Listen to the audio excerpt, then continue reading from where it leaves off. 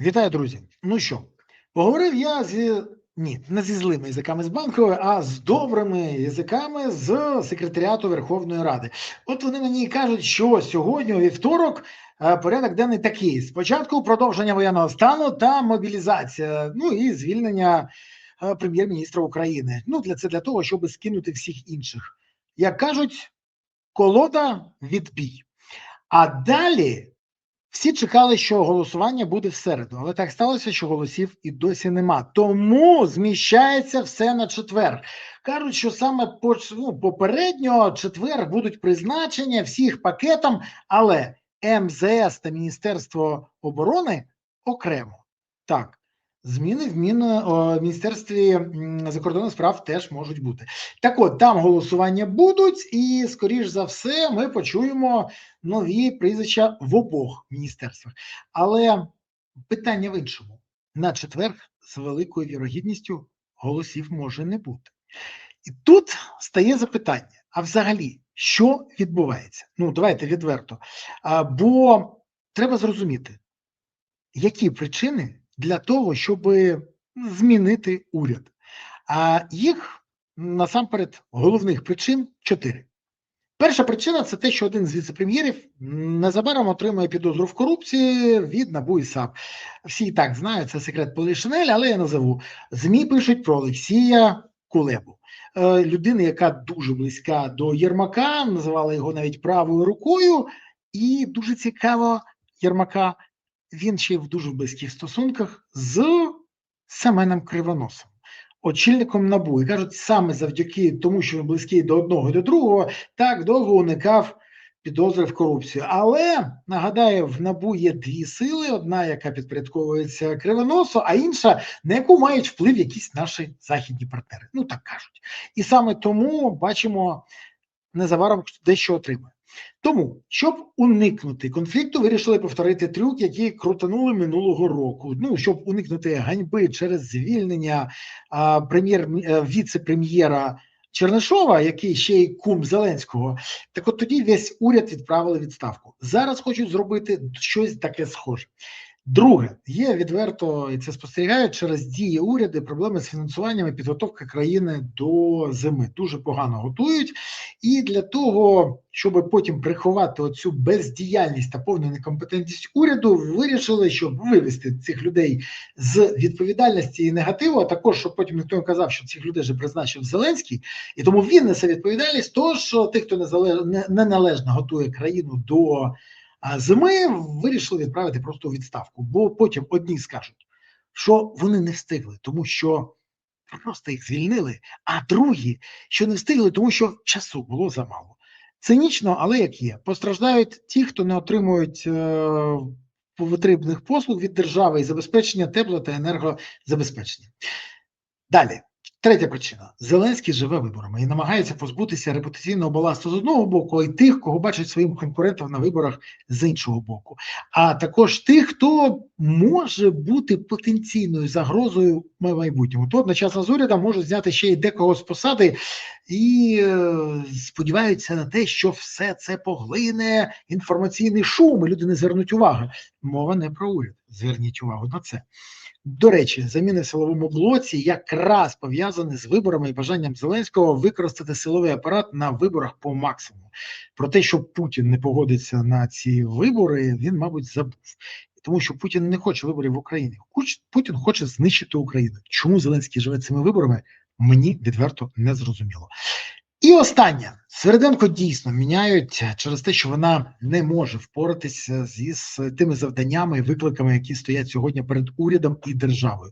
Вона покірна, вона готова виконувати будь-яку команду, в неї немає ніяких політичних амбіцій, але рівень її компетентності по багатьох питань на тому ж рівні, що і у Зеленського. І це вже проблема, як зрозуміло, в Офісі президента. Бо просто виконавець – це одне, а тут треба, щоб дійсно вирішували проблеми, пропонували рішення. Вона цього зробити не може. Хороша дівчинка, але залишилася на рівні стюардеси. Тож ці 4 причини складаються в загальний пазл. Картина погана, виглядає доволі бридко, але Зеленський вирішив скористатися ситуацією і всіх звільнити.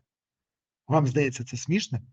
Вам здається, що щось покращиться? Напишіть зараз в коментарях, як ви вважаєте, заміна уряду і там ще деяких людей – це покращить ситуацію в країні, погіршить, залишиться як є, або ви гадки не маєте. Напишіть один з 4 варіантів, я потім подивлюся, кого більше, і подивимось, думка кого буде потім дійсно реалізована. Але я поговорив з деякими представниками бізнесу, які кажуть, що по великому рахунку неважливо. Ну, відверто, неважливо, хто знаходиться на посаді того чи іншого міністра в уряді Зеленського, бо всі вони просто виконавці волі царя і Офісу президента. І якщо все будуть виконувати по команді добре, то їм не будуть заважати робити все інше, але в своїх же інтересах. Але Банкова не заважає, не буде заважати. І підконтрольні і силові органи не будуть. А НАБУ і САП навпаки не дасть займатися тим, що не має відношення до їх повноважень і є відношення до корупції. НАБУ і САП, кажуть, будуть заважати. Це не подобається, звісно, тим, хто його призначають, але це вже не наша проблема. Так от, український бізнес сьогодні хвилює те, що поновилися маски-шоу, що силовики намагаються віджимати бізнес, або отримати долю в бізнесі, особливо якщо він має відношення до оборонного бізнесу або до забезпечення армії. І що питання бронювання, за яке відповідає саме уряд, стає знову темою для шантажу бізнесу і вимагання грошей. Бо коли розплідники верблюдів, або присувні цирки, або ще якісь подібні структури мають бронювання, то це тупа, але стара схема, яку всі розуміють, схема уряду, і це деякого людей, що у владі, там в Офісі президента, які на цьому заробляють. А от коли є загроза, що комбайнер, електрик, людина з оборонної промисловості, або тим, хто забезпечує життєдіяльність країни, що вони повинні ще щось гаманець владі класти своє, або в кишеню щось засовувати, і що будуть створювати такі умови, що без хабаря не отримувати бронювання, то це вже схема, яка була і раніше, наприклад, з виїздом за кордон, всі знають про це, або з отриманням чергової псевдоінвалідності через ПСЕК. Не розуміє український бізнес, відверто не розуміє, чому Вадим Данільченко, особистий фітнес-тренер Зеленського, має бронювання, а технолог, швачка або, наприклад, той, хто збирає дрони, або відповідає за пошиття форми, повинен щось комусь в кишеню сувати. Не розуміють. До речі, жодна близька людина Зеленському не воює. Ані друзі, ані колеги, ані бізнес-партнери, ані особистий фітнес-тренер. І це теж багато про що говорить. І ніхто не вірить взагалі, що після зміни уряду ситуація хоч трохи покращиться. Ніхто. Бо уряд і далі буде керуватися з Офісом президента, шоуменом і його посіпаками. А чого чекати від шоумена, який вже декілька місяців навіть не може відповісти на запитання, хто такий Вова, для якого будують дім в династії, поряд з Андрієм Міндічем і Чернишовим. Цікаво, а при новому уряді династію почнуть добудовувати?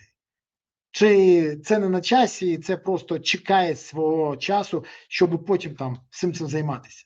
Володимир Олександрович, що скажете з цього питання? Дуже хочете дізнатися. А я і далі буду спостерігати те, що відбувається, і повідомляти людям, навіть якщо вони про це не знають, бо якраз інформація – це те, що хоче приховати Зеленський від всіх вас. Тож, не забувайте підписуватись, ставити вподобайки, коментувати, поширювати відео і будьте активні. Коментуйте, що ви думаєте з цього приводу. І чи цікаво вам дізнатися більше про все це. Дякую, що дивилися. Дякую, що були активні, а окремо подяка за те, що підтримуєте ЗСУ, донатите на ЗСУ, приєднуєтесь до ЗСУ, допомагаєте ЗСУ. Бо ЗСУ – це єдина сила, яка є запорукою того, що Україна є майбутнє. Тож гуртуємося всі навколо ЗСУ, щоб у України було гідне майбутнє. Дякую вам. Па-па.